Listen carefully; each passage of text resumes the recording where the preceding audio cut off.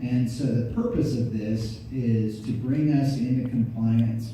I don't want to say compliance, that may not be the right word. To bring us into alignment where our city employees have the same freedom of speech as state employees. And for me, the big concern I have is that we have people who, in particular, people who go and serve our country in armed forces and come back and serve as a police officer or firefighter, literally dedicate their careers to protecting and serving people, but they're not allowed to tell you if I'm a lousy mayor in their eyes or not, which I think is ridiculous. I also think that your city employees are going to be the people that pay the most attention on a day-to-day basis to what is happening at City Hall, because that's their livelihood. That's what they work on all day.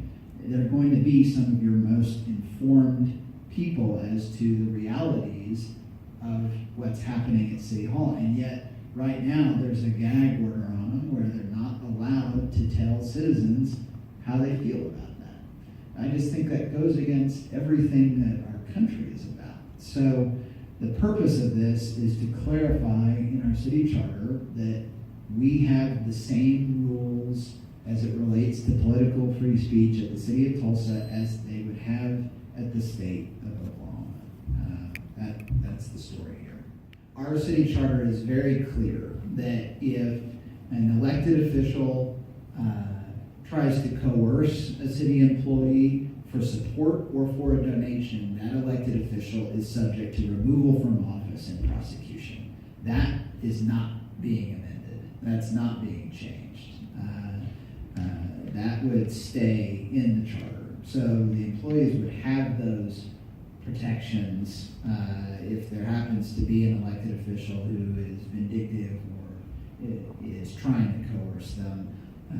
They have those protections in place, and those would not be touched in this. Now, what about not necessarily, maybe it's not you that's doing it, but what if it's maybe one of your directors or another supervisor? Is there protections in place for employees so that a supervisor may say, hey, we need to get him back in office? And it may not necessarily be your campaign. It could just be a supervisor that wants to make sure that they continue to have you as mayor. And then a mayor, councilor, city auditor, officer, or employee of the city who threatens, intimidates, or coerces, or attempts to threaten, intimidate, or coerce an employee in the classified service in the exercise of a vote shall be guilty of willful maladministration and shall be subject to removal from office or position as provided in this article or by the laws of Oklahoma. So that supervisor did. So, well, then that's a good point. The union is allowed to make an endorsement, but individual police officers are not allowed to tell you who they think you should vote for